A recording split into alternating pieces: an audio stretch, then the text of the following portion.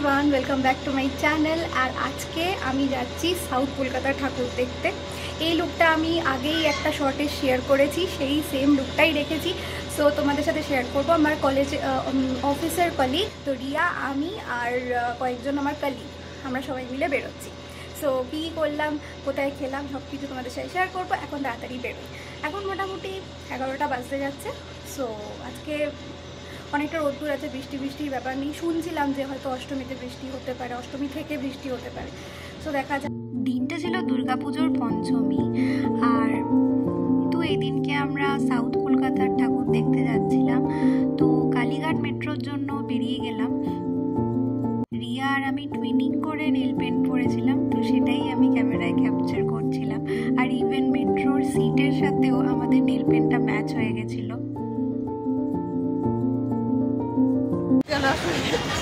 সত্যানাশ করে দিচ্ছিল রিয়া আমার ফোনে। আমরা মেট্রো স্টেশনে নেমেছি কালীঘাটে, এবার আমরা যাবো। মেট্রো স্টেশনে নেমেই রিয়া আমার ফোনটাকে ফেলেই দিচ্ছিল আর একটু হলে, তাই জন্যই বললাম আর কি, সত্যানাশ করে দিচ্ছিল ফোনের।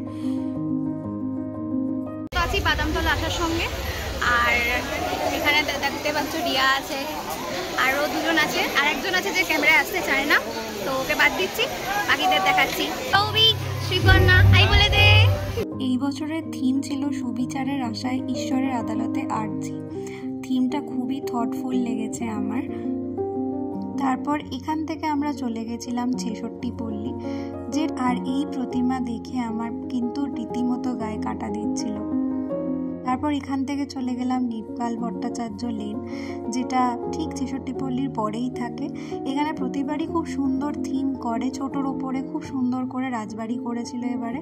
আর এই প্রতিমার মুখটা অত্যন্ত মিষ্টি লেগেছে আমার।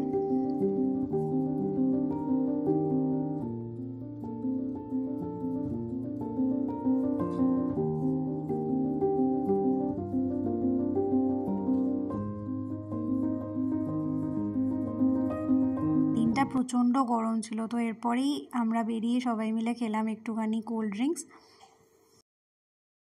গরম কেমন? ভালোই গরম রে, তুই বৃষ্টি নেই এটাই শান্তি। আমাদের খুব ভয় ছিল, রিয়ার খুব ভয় ছিল যে রিয়ার নতুন জিন্স ভিজে যাবে। হ্যাঁ, একটু হাওয়া দিচ্ছে এই জায়গাটা, বাট খুব রোদ্দুরও আছে।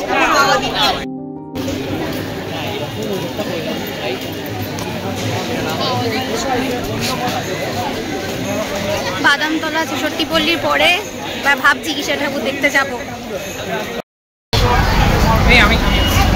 রাসবিহারি দিয়ে হেঁটে হেঁটে যাচ্ছি, মোটামুটি 4টে মতো ঠাকুর দেখলাম। ওই হয় না বাদামতলা 66 পল্লীর আশেপাশে যেগুলো থাকে সেগুলো দেখে প্রচণ্ড গরম, হেঁটে হেঁটে যাচ্ছি আপাতত। 64 পল্লী যাচ্ছি, 64 পল্লী। আচ্ছা, তোমরা কারা সাউথ কলকাতা বা নর্থ কলকাতার এই পুরনো বাড়িগুলো দেখে নস্টালজিক হয়ে পড়ো বলো তো? আমি তো ভীষণ নস্টালজিক হয়ে পড়ি। এরকম বড় বড় বাড়ি আমার দেখতে ভীষণ ভালো লাগে। এগুলো খুবই পুরনো, শুধু ভাবি যে কত না কত স্মৃতি জড়িয়ে আছে বাড়িগুলোর সাথে। তো এই বিশাল আকৃতি যে প্যান্ডেলটা দেখছো, এটাই ছিল 64 পল্লীর প্যান্ডেল, সাউথ ইন্ডিয়ার কোনো মন্দিরের আদলে গড়া। এই প্যান্ডেলের প্রতিমা আমার ক্যাপচার করা হয়নি। এই দিনের আকাশটা দেখো শুধু কত সুন্দর ছিল, আর রাস্তায় এই ছোট্ট সুন্দর ঠাকুরটা আমার চোখে পড়লো, তো আমি ক্যাপচার করলাম। এরপর চলে গেছিলাম আমরা লাঞ্চ করতে।